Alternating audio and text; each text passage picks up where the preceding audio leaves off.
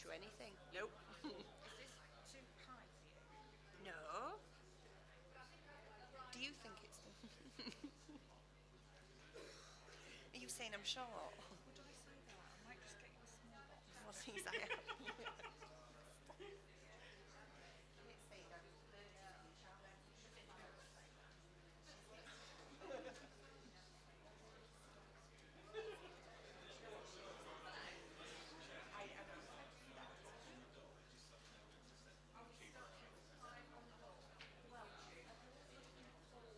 That we thought were coming.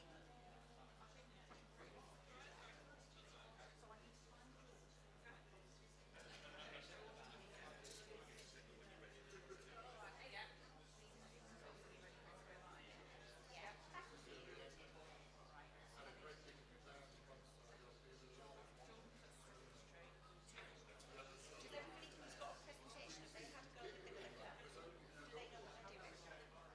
You don't need to practice this. You're okay.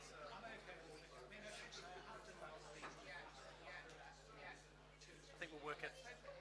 I'll work it out. You don't need to practice this. I think no. I think it's that way. I think we should be straight. I'm not sure what needs to practice on that one. Just in case. I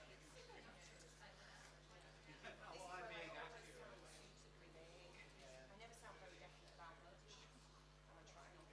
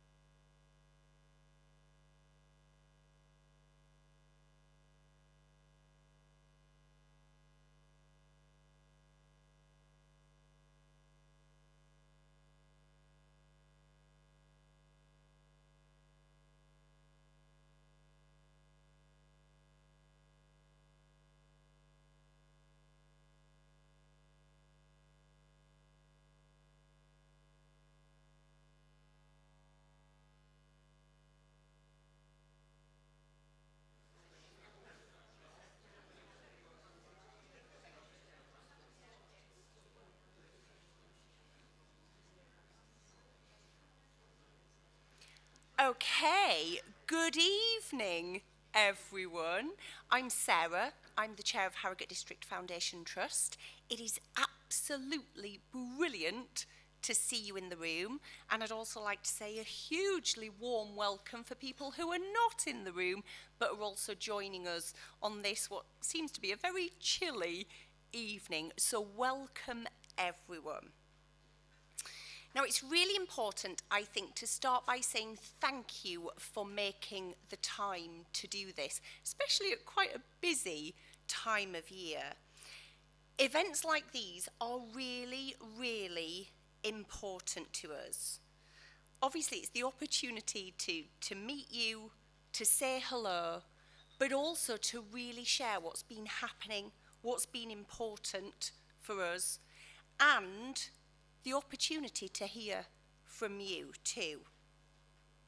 Now, in terms of getting to know us a little better, I'd like to very quickly introduce groups of colleagues.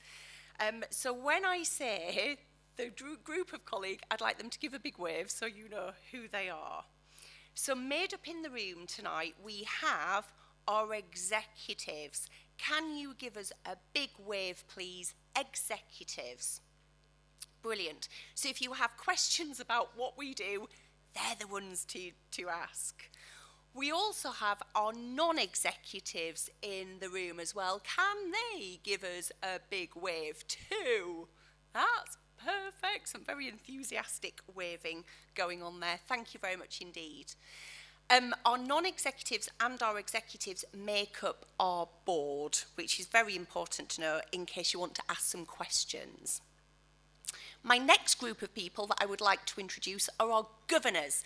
Now, our governors are our fantastic volunteers who are our eyes and ears for our communities. So we are absolutely delighted to have them in the room too. Can I have a big cheery wave from our governors? Yay! Excellent. And I'm absolutely delighted to welcome HIF colleagues. That acronym is Harrogate Integrated Facilities. I'm not going to steal their thunder because they are going to tell you all about their work, but I think it's really important that you know who our HIF colleagues are. I think you might be a small group this evening, are you? Yes, there are our HIF colleagues. Now, we had a very sophisticated plan, which was to mingle across the tables. So hopefully you are sat near an executive, a governor, probably not too near our two HIF colleagues, but hopefully we are spread out so you get the chance to be able to get to know them and say hello. Now, between us, those four groups, we all work together with absolute sharp focus on making sure our services for patients, service users and their loved ones are as effective as can possibly be. I believe that there isn't a hierarchy within this group. We are all really important. We all have something to offer. And when we all work together and share that focus, we're going to be the most successful. So regardless of your role within any of those groups, we absolutely are committed to making sure that we provide the best care that we possibly can. Now, I think that's why you're in the room, because this is also important to you. So to have that shared opportunity to talk about care is really, really important. Really matters to us. We think it really matters to you. And we think that even though tonight is our annual members meeting, if you're up for this, we would like to do more engagement activity.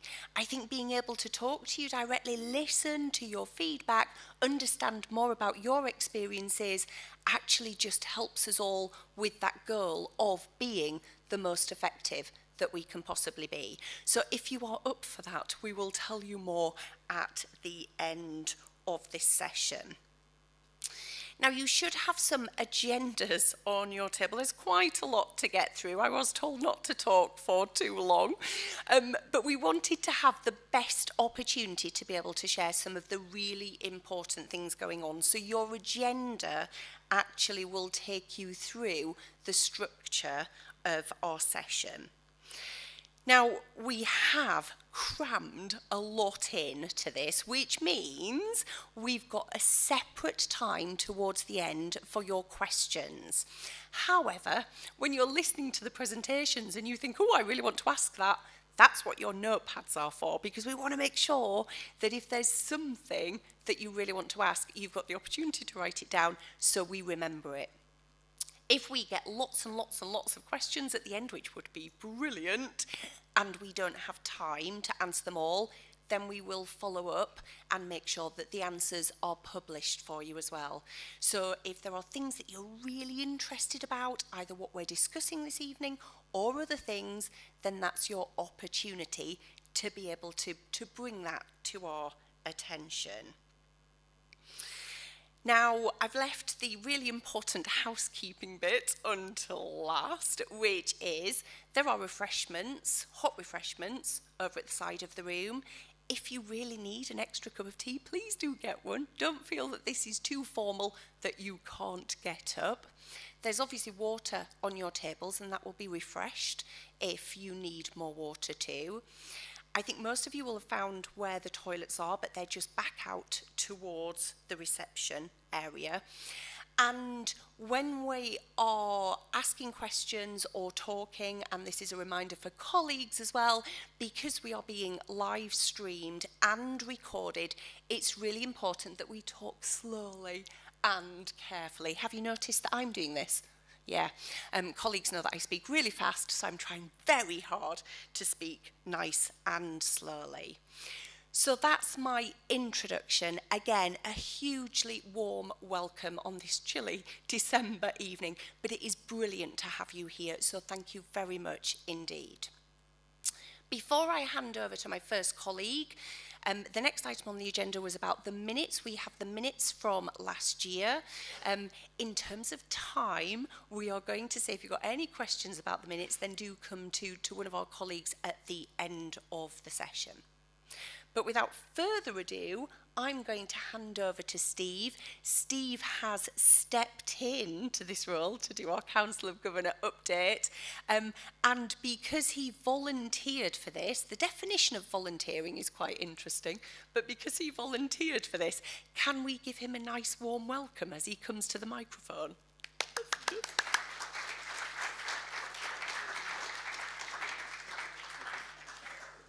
Thank you. That's very kind. At this juncture, it's probably worth giving my apology, one apology, because I think it's good to get apologies in right at the beginning. We are covering the 21-22 financial year, because that's what this meeting is for, but I do stray into things that have happened since the start of the current financial year, because it would seem strange to leave some of those things out. So, and I'll endeavour to follow the lead of not speaking too fast, because my wife tells me that I often do. So you'll have noticed that clearly I'm not Claire Illingworth. I'm a public governor, and I represent the Wetherby and Harewood constituency. And I'm very privileged to be presenting this on behalf of our lead governor, Claire Illingworth. Okay. That's good. Right. Technology does work. I clearly need to point it in the right direction.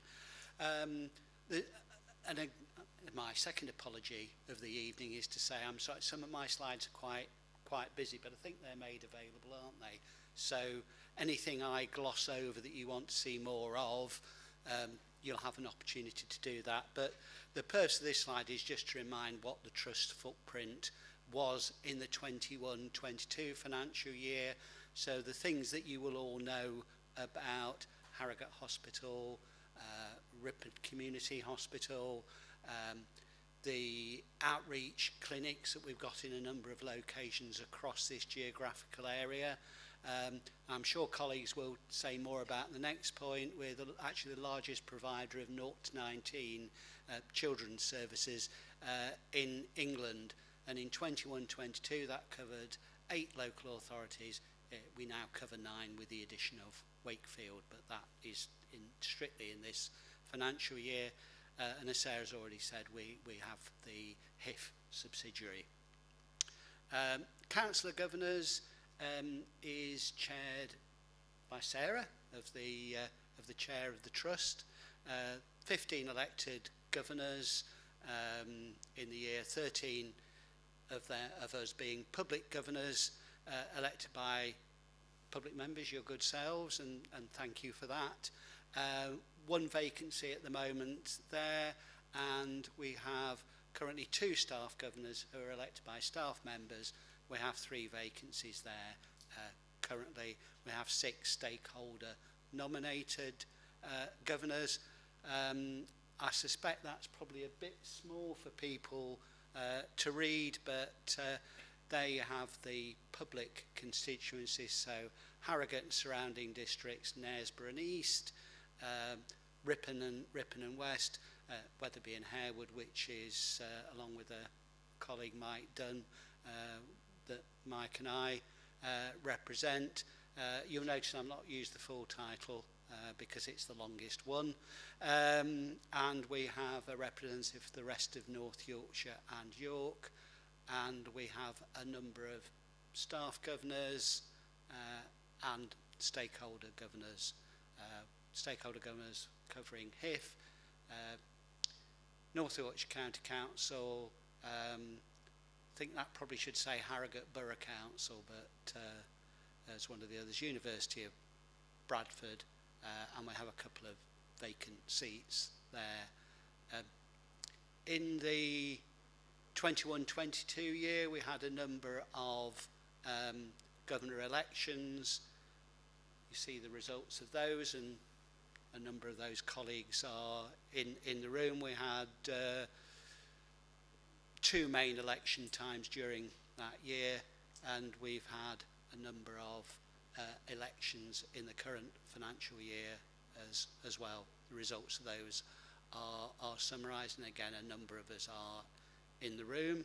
I would like to say at this point, one of the main things I'd like to say is a massive thank you and a farewell to some governors who've left us in the period since the 21-22 financial year started, quite through to date, and I know at least one of those is in the room, but I would like to say a major thank you to everybody for the service that you've given us. I won't go through them one by one because that would take some time, but they've done a great job, and we miss them all and the service that they've provided.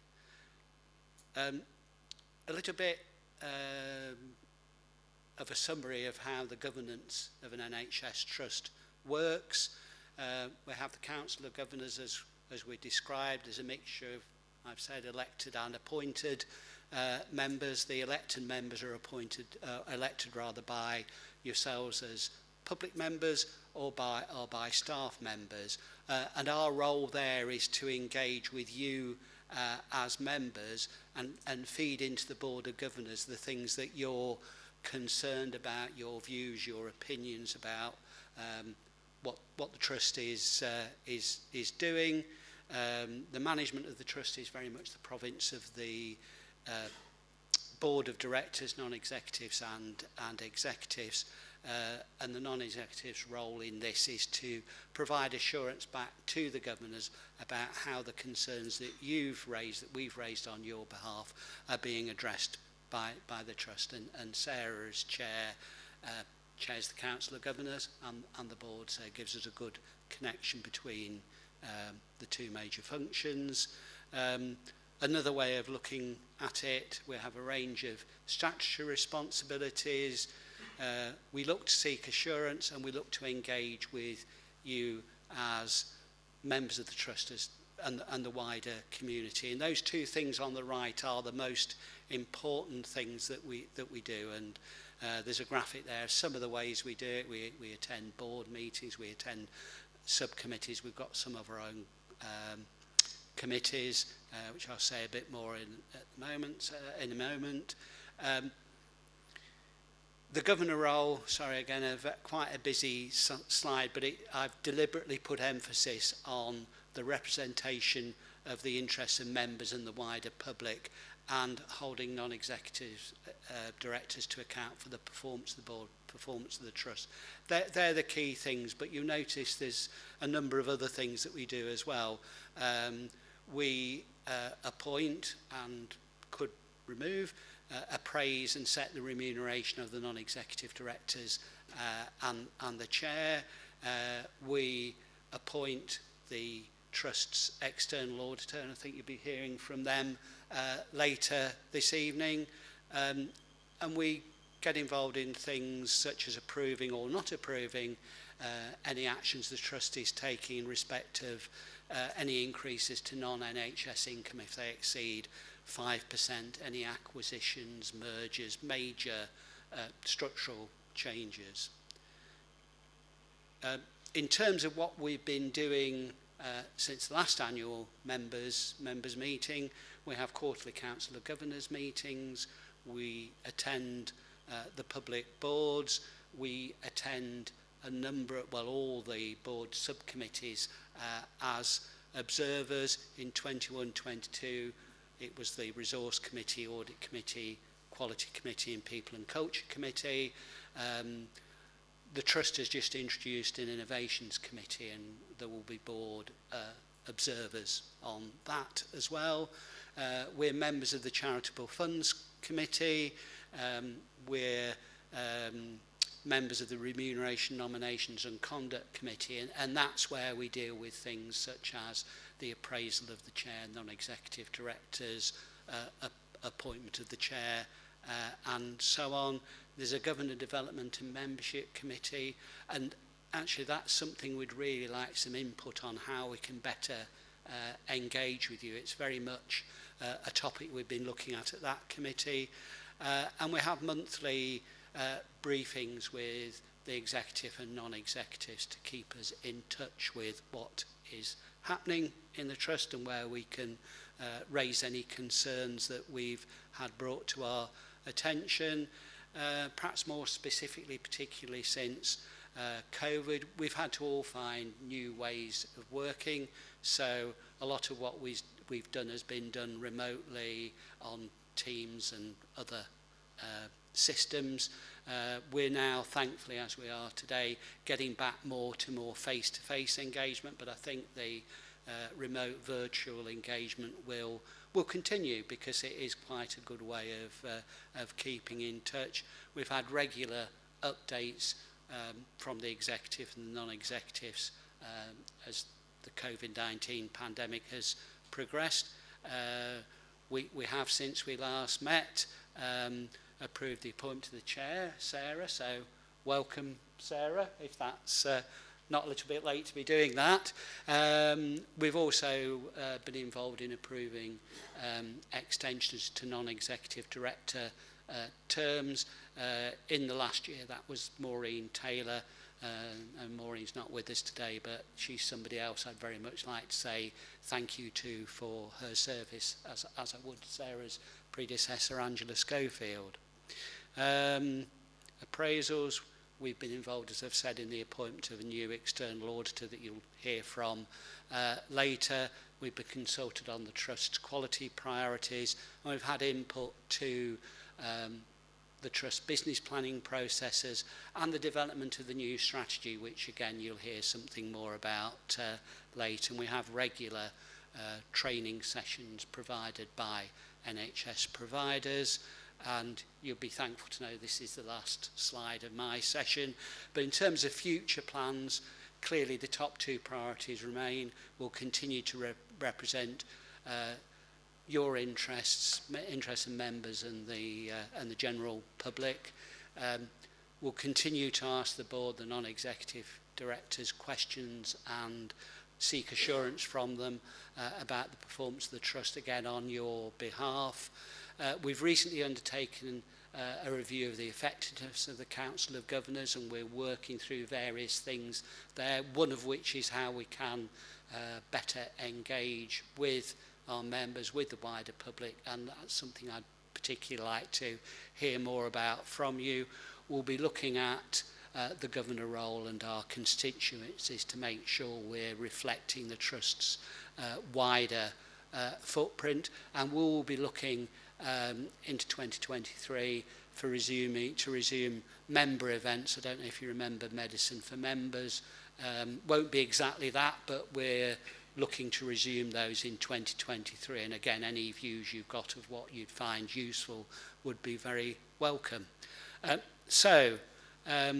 Any immediate questions?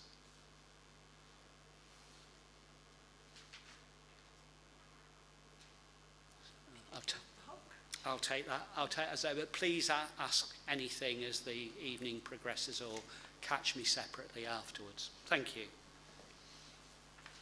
Thank you so much, Steve, for that very thorough tour of the governor activity. It really does reinforce the breadth of responsibility that our governors have, so it is really important to have that better understanding. So thank you very much indeed for that. So I'm now delighted to welcome Jonathan, who's ready and prepared to take the microphone. Thank you, Jonathan. Thanks, Sarah, and hello to everybody. I'm Jonathan. I'm the Chief Exec here at HDFT, and lovely to see you all. And it's really odd in this kind of the new world that we're now in that I have got no idea how many people are watching this. I can see the people in the room, but obviously there'll be people behind cameras somewhere as well watching our annual members meeting. So brilliant for you to be here, and just to welcome you like Sarah did on a quite a dark, horrible night in early December, to take your time to come to hear what we've got to say, which is great. So thank you. So like Steve, clearly the timing of the annual members meeting means that we are officially supposed to be talking about a previous year, but there's so much gone on since then that I will absolutely make no apologies and stray right up to the current day in terms of what's happening at the moment in terms of an overview. And when we say an overview of our trust, HDFT, what do we mean by HDFT? And just to show we're completely joined up, the map there that Steve presented is just there again, just to remind people of the kind of uniqueness of the organisation, really, with the local services around Harrogate, the community services both in Harrogate and wider in terms of North Yorkshire, but also our huge 0 to 19 footprint from Wakefield now up to Northumberland. And during the year, we welcome both of those two, Wakefield and Northumberland, into the trust, which is fantastic. And also just to pick out a few of the facts there about what HDFT does. We've supported over 500,000 children through our local authority work that we do. We're the largest employer in the local area. We have 5,000 plus colleagues that work for us.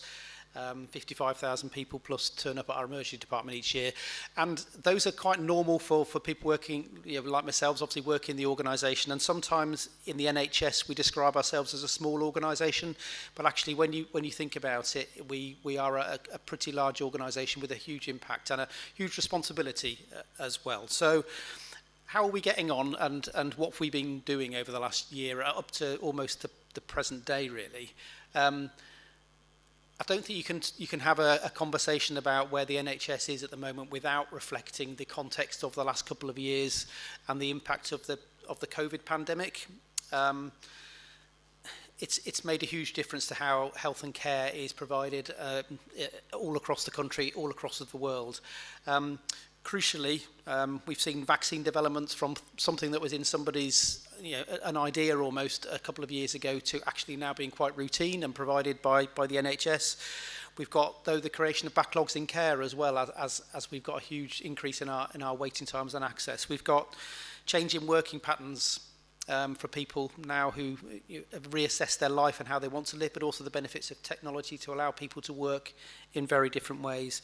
We've got different ways in which healthcare is provided, and it affects everyone in our communities, in our hospitals, and in how we organise a hospital as well. So I don't think we should lose that context.